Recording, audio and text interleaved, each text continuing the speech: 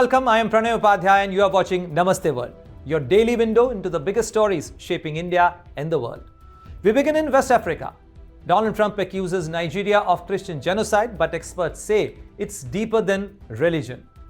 Across the border, Pakistan's mysterious UFO cloud sparks speculation of a secret hypersonic missile test.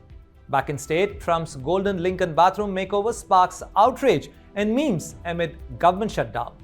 And in Australia, an elderly woman dies after cruise ship leaves her stranded on a remote island.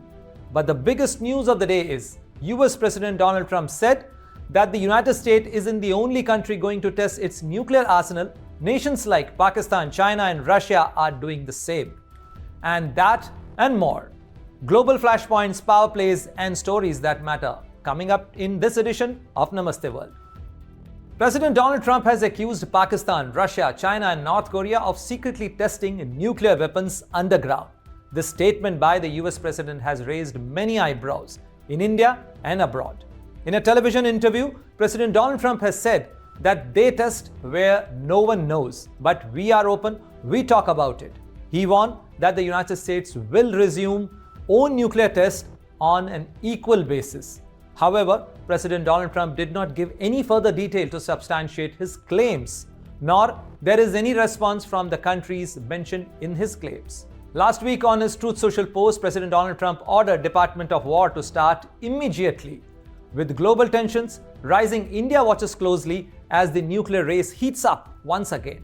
As a responsible nuclear power, India has already placed a unilateral testing moratorium and exercises a no first use policy, subsequent to its last hot testing of May 1998. But India's volatile neighbor Pakistan does not have any such policy to restrict the first use of the most lethal weapon. But the question remains that whether the latest nuke test of the United States is going to change the nuclear policy positions across the board.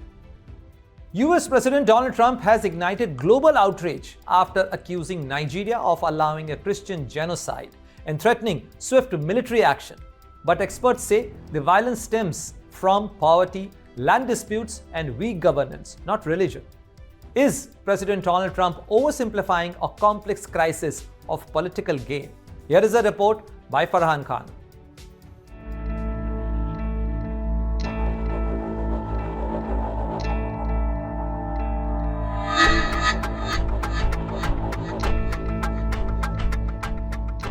It's not every day that a US president threatens military action against a country halfway across the world. But Donald Trump isn't exactly known for restraint. His latest target? Nigeria. Over the weekend, Trump claimed on social media that Christians were being killed in large numbers in Nigeria and that he'd asked the Pentagon to prepare for fast military action if the country didn't stop the so-called Christian genocide. But is it really that simple? Or is this another case of Trump's Twitter diplomacy mixing moral outrage with misinformation? Nigeria, Africa's most populous nation, has been battling multiple layers of insecurity for years.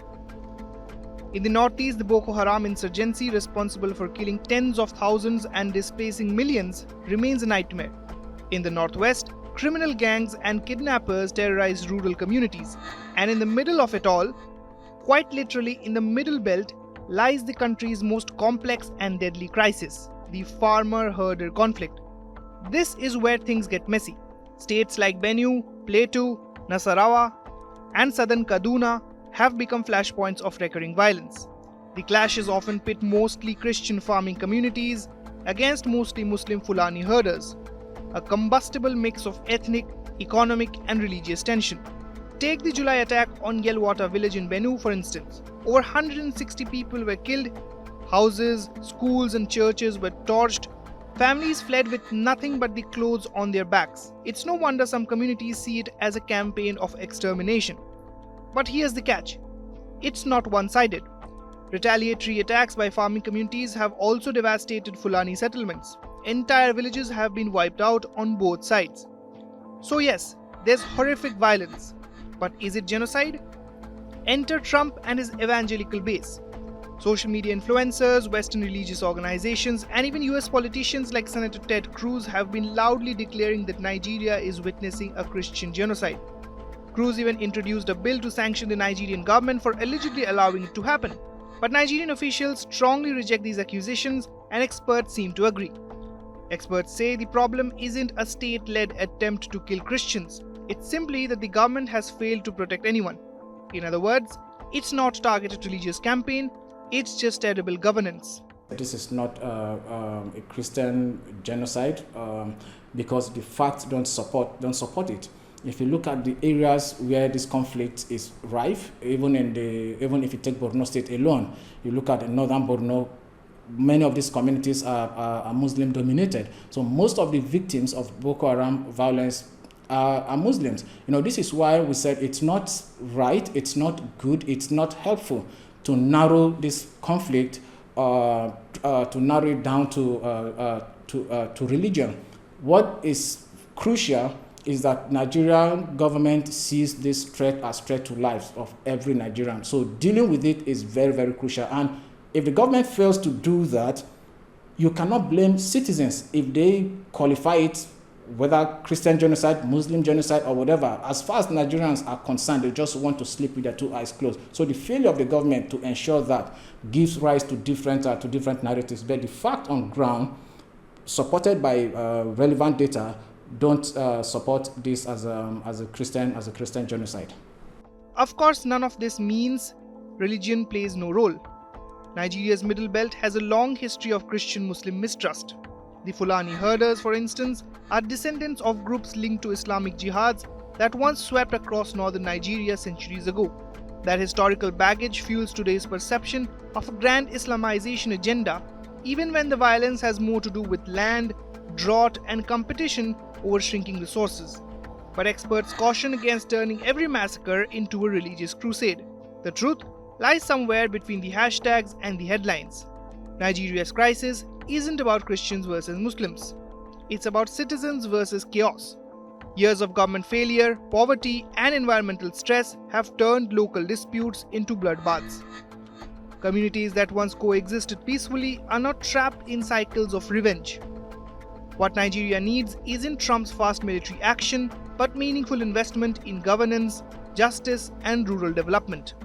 The US can strengthen Nigeria's capacity in intelligence gathering, because very important in defeating this group is the use and deployment of intelligence. But beyond that, the area that is very, very important again is in the area of terrorism financing, and the US has all the expertise that it can assist Nigeria with.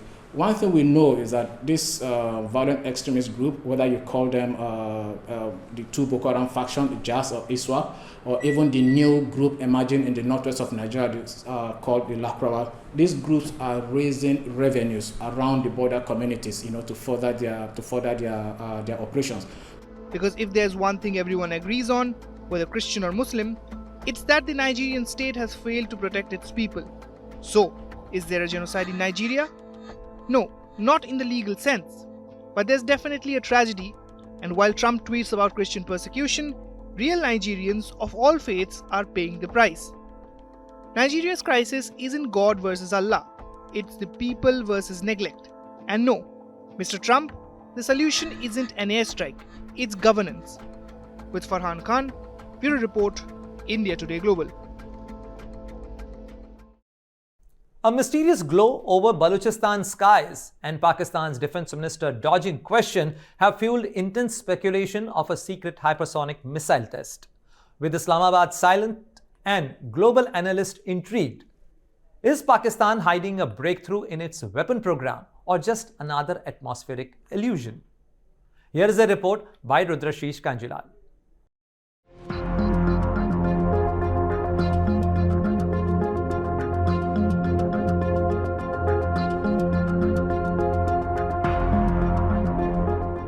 What is Pakistan hiding? A cryptic comment from its defense minister has set off a storm of speculation. Did Pakistan just test a hypersonic missile and then try to cover it up? The world's defense watchers are on alert. It began with one moment, one question on live television. Pakistan's defense minister Khwaja Asif, appearing on Sama TV's primetime talk show Mere Sawal, was asked point blank, did Pakistan secretly test a hypersonic missile? Asif's response was neither a yes nor a no. Instead, he smiled and said, "Now don't ask all these questions, ask such things in private." A simple question, a suspicious answer. And instantly, speculation exploded. Within hours, defense analysts, satellite trackers, and journalists were poring over data, trying to piece together what Islamabad was hiding. Was there a secret weapons test? One powerful enough to change South Asia's strategic balance? But the real mystery began days earlier, far from Islamabad. On the morning of October 28, residents of Quetta in Pakistan's volatile Balochistan province spotted something extraordinary in the sky. A massive, saucer-shaped cloud hovering over the Koh-e-Murdar range. It glowed faintly before dawn. It lingered for nearly 20 minutes and then it vanished. Videos flooded social media. Witnesses called it a UFO, a fireball, and even a missile trail. The shape was too perfect, the timing too precise, and the location, near sensitive military zones, raised red flags. Many called it a lenticular cloud, a rare lens-shaped formation caused by air flowing over mountains. But that explanation didn't convince everyone, because if it was simply a cloud, why was Pakistan's defense minister unwilling to say so? Defense experts believe Pakistan could have been testing a new hypersonic ballistic missile, a weapon capable of traveling at over Mach 5 or 5 times the speed of sound. If true, that would make Pakistan only the 4th country in the world after the US, China, and Russia to reach that level of technology. Such weapons can strike targets in minutes, outpacing most defense systems. But here's the catch. Testing such a weapon would violate international missile technology control regimes and could trigger a regional arms race with India. That's why experts say secrecy is everything. Pakistan's military has a long history of keeping weapons development shrouded in secrecy until the technology is fully proven. From its first nuclear test in 1998 to the Babar cruise missile program, Islamabad's playbook has always been the same. Deny, delay, then display. India has been testing its own hypersonic technology under the HSTDV program with DRDO and the US as a research partner. For now, Islamabad remains tight-lipped. The government has issued no official denial. Whether it was a lenticular cloud or a missile trail, one thing is clear. Pakistan's defense minister just made the world take notice. And when a country with nuclear capabilities refuses to answer a simple question, the silence itself becomes an answer. With Rudoshish Kanjilal, Bureau Report, India Today Global. Gold marble and outrage. US President Donald Trump's luxurious Lincoln bathroom makeover has turned the White House into a social media circus. Critics call it tone deaf amid a government shutdown, while supporters hail it as a presidential restoration. Is this design upgrade historic elegance or pure political vanity? Here is a report by Shaurik Saha.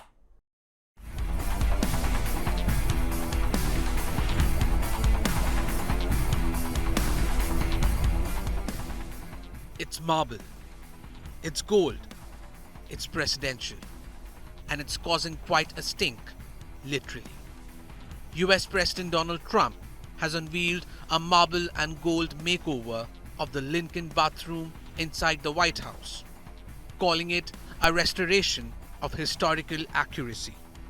He shared glossy photos on Truth Social, swapping the old green Art Deco tiles for shiny, black and white statuary marble with gold trims and a presidentially embroidered robe. Trump declared this is what Abraham Lincoln would have wanted. Because when you think of honest Abe, you totally think of gold fixtures, right? Social media, of course, couldn't resist. One user joked, guess the Emancipation Proclamation was just step one. The real freedom was in redecorating. Another quipped, finally, the Lincoln bathroom gets the respect it deserves and a window view.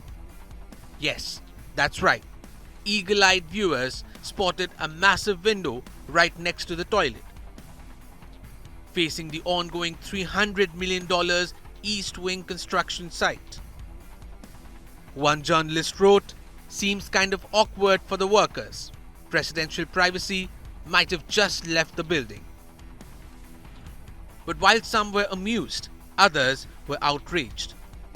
The reveal came right in the middle of a government shutdown, with millions of Americans facing food assistance cuts. Senator Chuck Schumer slammed Trump, saying he cares more about his toilet than your health care. Meanwhile, Trump's supporters defended him, calling it a historic beautification project and accusing Democrats of toilet envy. And so, as Washington remains divided, one thing's for sure: the Lincoln bathroom may now be the most talked about room in America, for all the wrong reasons. Whether it's politics or toilet, Trump sure knows how to make headlines. From the Oval Office to the golden toilet seat, this administration never forgets to shine. For now, Honest Abe's ghost might just be saying, "This wasn't quite what I signed up for." With Sharik Shah, Bureau Report, India Today Global. An Australian grandmother's dream cruise turned into a nightmare after she was left behind on a remote island in the Great Barrier Reef. Found dead after her ship sailed away without her, questions are now swirled around cruise safety and accountability. How could such a tragic oversight possibly happen? Here is a report by Dibangana Datta.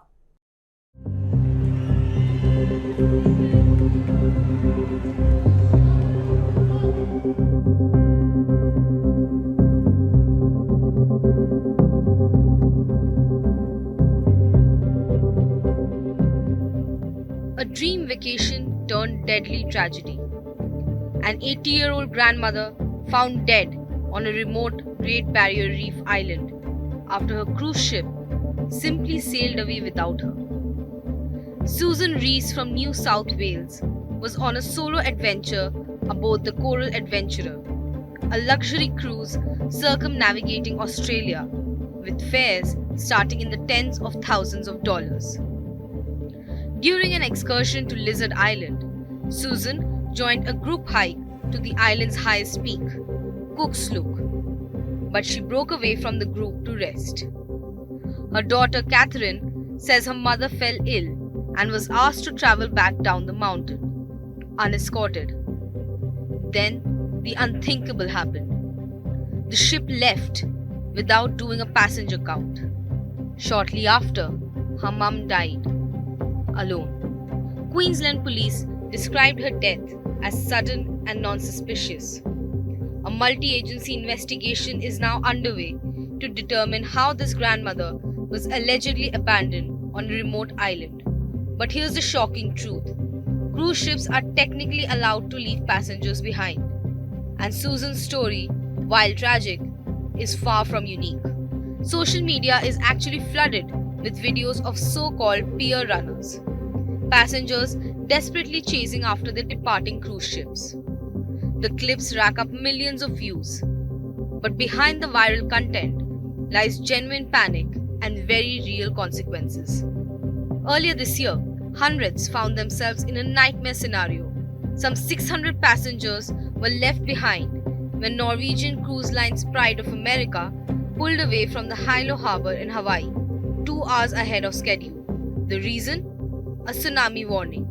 The cruise line said they departed early to prioritize the safety of guests and crew after Hawaii declared a state of emergency.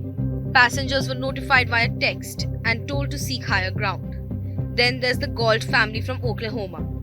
9 relatives left stranded in the remote Alaskan city of Ketchikan after the Norwegian Encore cruise ship left without them. The emotional toll was crushing. But wait, there's more.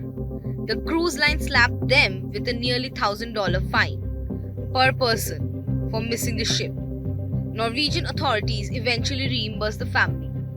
But the psychological damage? That's harder to erase. And in South Africa, the Campbells thought they had done everything right. Their tour operator had notified the captain that they would be running late returning to the ship. When they finally arrived at the port in South Dome, the Norwegian Dawn was still there, anchored and visible. But the captain refused to let them board, claiming it was too late. They were left stranded in a foreign port, forced to navigate complex visa requirements and expensive travel arrangements to catch up with their own cruise ship at the next port of call. The cruise line's response? Essentially, you're on your own. So why does this keep happening? According to experts, ships run on extremely tight schedules. They prepay massive sums to dock at ports for specific time periods. Another ship might be scheduled right after them. Pilot boats and tenders cost a fortune. If a ship waits for late passengers, it creates a domino effect, racking up enormous bills and disrupting entire port operations. Every passenger has a swipe card to check in and out of the ship. Head counts are supposed to happen. Expedition teams are meant to closely monitor numbers during excursions. But clearly, systems fail, and when they do, the results can be terrifying, or in Suzanne Rees' case, fatal. Because when paradise cruising goes wrong, you could find yourself abandoned in a foreign land, or worse, never make it home at all. A report will be prepared for the coroner in Suzanne Rees' case. The Australian Maritime Safety Authority is conducting inquiries and will meet the coral adventurer upon its arrival in Darwin. For now, one family mourns a grandmother who died alone on a remote island, while the rest of us are left wondering, could this happen to me? With Debangna Datta, Bureau Report, India Today Global.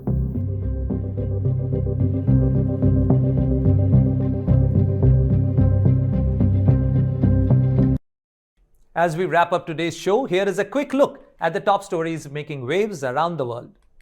At least 20 dead after the magnitude of 6.3 earthquake hits Afghanistan. Iran to build 8 nuclear plants with Russia's help. Thailand and Cambodia begins withdrawing heavy weapons from the borders. After breakthrough in technology and business to political developments and natural disasters. Stay tuned as we bring you the latest updates, key developments, and everything you need to know all in one place.